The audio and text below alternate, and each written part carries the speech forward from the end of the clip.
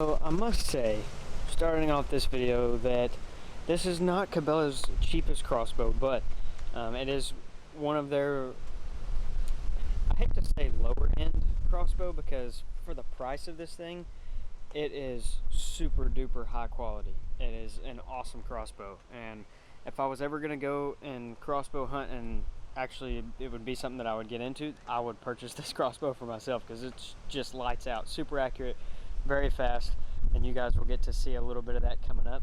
But this is another video with a good friend of mine, and we are obviously hunting hogs.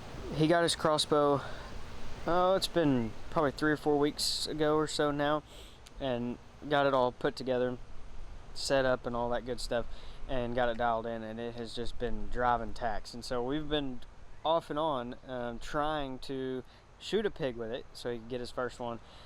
We had some feeder issues, raccoons tearing stuff up, so we ended up delaying our progress. Fortunately enough, we were able to get out one day, about middle of last week, and as soon as we sat down, we had probably 10 or 15 minutes until the feeder went off. The feeder goes off, and there's pigs like almost immediately. It was awesome, and I honestly was not expecting it. It was so hot that day. I fully anticipated them to come in around dark, but they were there super early, and that is the perks of having no pressure, or very, very little to no pressure. For a lot of you that are asking me, how do you get hogs to come in during the daytime? Well, probably some of the few best reasons that I can give you guys, or ways that you can get hogs to come to your feeder in the daylight, is number one, you are with the feeder, obviously it's a food source. Generally, if possible, I like to have my food sources close to also a water source. It's very convenient. Hogs are opportunistic feeders. Secondly, if you know where the hogs are bedding it on your property, move closer towards it. If they're having to travel a really long ways to get to your feeder, that's probably the reason why they're showing up late or middle of the night or whatever. Move close to that bedding, but you don't want to be in the bedding. You want to be too close to it. Probably a good roundabout number distance from bedding to feeder is probably about 100 to 150 yards. This particular location that you guys are going to see this hunt come from, this feeder is set up about 50-60 yards from their bedding location.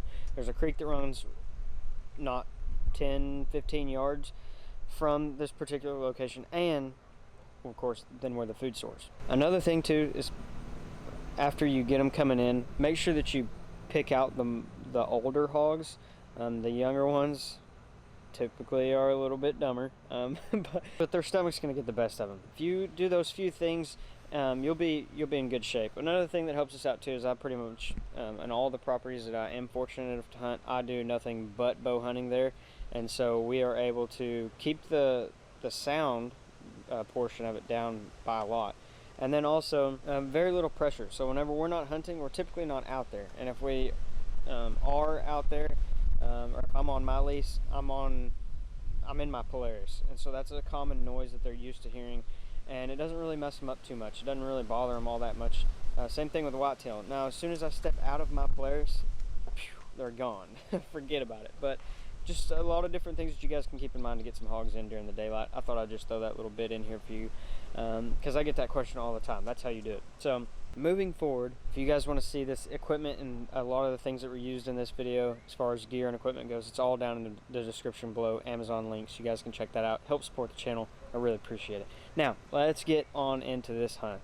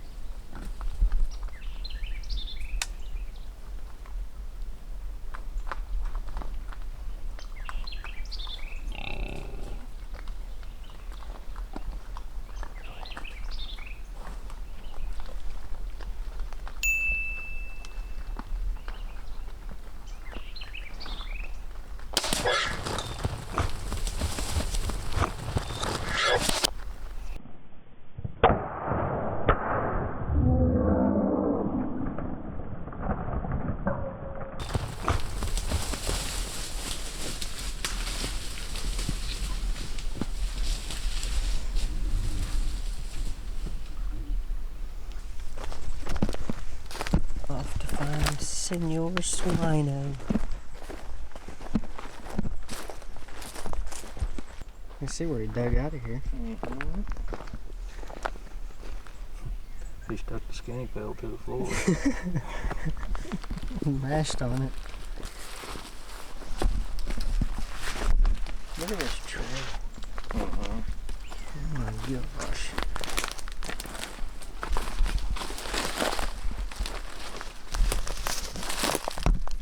Hello, blood.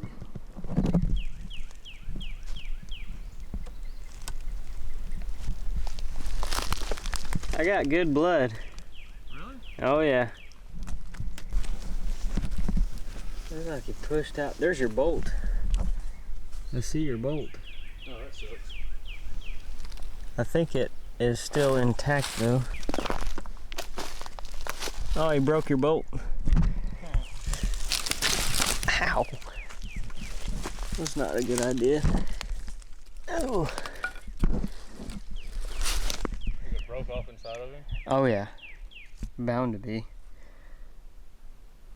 You got probably 3.5 inches or so in front of the label. Broke off in him. You can do a comparison to see how much is still in him. Oh, got him. Good. I thought he didn't go far. I'll let you see it. Ow. I could see where the blood trail cut right back through here. He just kind of hit this little creek behind, didn't he? He's right there. Oh yeah. You can see where the leaves are all. Oh screwed yeah. up. There's really good blood through here. Of course, I don't see any blood. they're gonna die Oh, okay, right there, yeah. all over the leaves. Of course, they're gonna die in the thickest junk imaginable. Hey, Oh, pig. he's kind of big, isn't he? Yeah, it's a nice hog.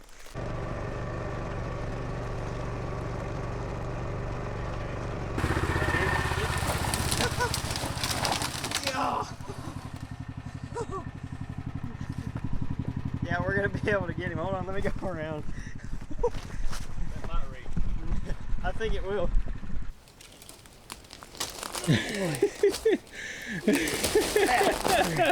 Chicken.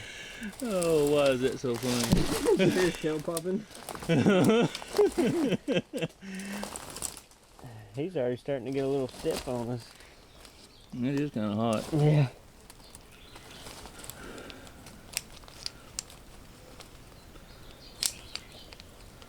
Maybe that'll. All right.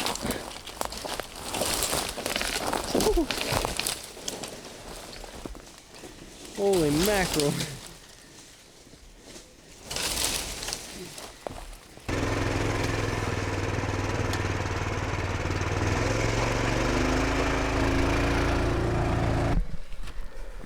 Check that out.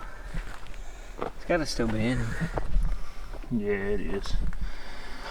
Oh, I see it. Fairly young boar. Look. Do you see it? Yep, I see it. It's right here. Uh-huh.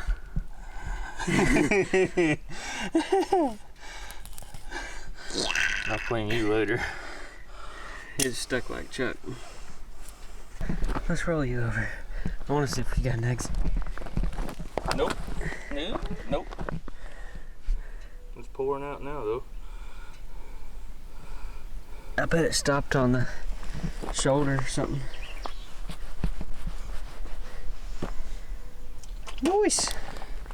I had not discussed shot placement before it had gone off, so I knew that my buddy was going to shoot the biggest hog out of the group, but I had no idea that he was going to shoot it right in the neck. It was super duper cool, and it's a great shot. You guys have probably seen me do it over the years. If you've been watching me for a while, you've seen me do it. It's one of my favorite shots to take, actually, and it's very quick and very humane, and they bleed just like crazy.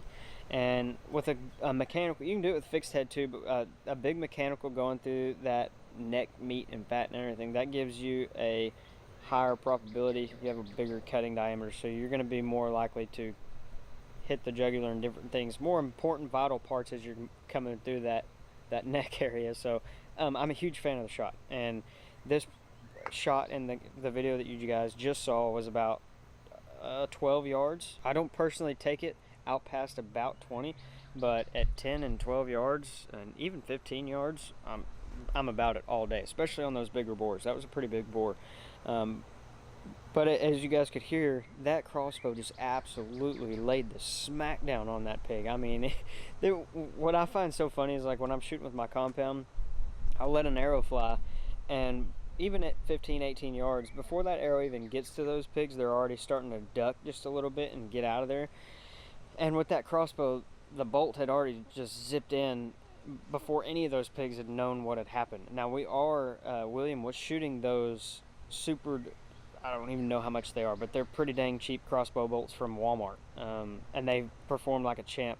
The only reason why that crossbow bolt ended up breaking is because that pig, of course, as it's running through the brush, snapped it off on a tree. So that's kind of typical.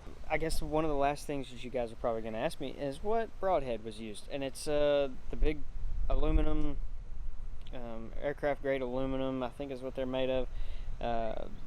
It's the Schwackers that are the green. They're green in color. I think it's a 2-inch cut. I could be wrong, but he's had a lot of good luck with those and has really enjoyed shooting those Schwacker heads. I actually have a package sent from one of you guys with a package of Schwackers that's on my table right now, and we are going to be testing those broadheads very, very soon. Can't wait to get back out in the field and doing some hunting. I've got plenty of that coming up this week. I've also got some really good collaboration videos coming this coming weekend. You guys won't actually see the videos probably until about this time next week, but got some good collaboration stuff coming up, so you guys don't want to miss that. But yeah, I think that's all I got. I really thoroughly enjoyed watching this more affordable, budget-friendly crossbow just perform wonders. Like, it was awesome. But anyway, hope you guys enjoyed this one. Let me know what you guys want to start seeing next. Of course, I'm still doing the broadhead testing videos all the time, and I really enjoyed them, and you guys really enjoy them as well. So gonna keep that stuff rolling. But if there's anything else from you guys that you want to see, let me know down in the comments section below. Here in the next several videos, all the hogs that I shoot, we are going to be weighing them, so we're gonna jump back on that train. I've been without my scale for a little while. It's kind of why we haven't been doing it, but we're gonna pick back up on doing that again.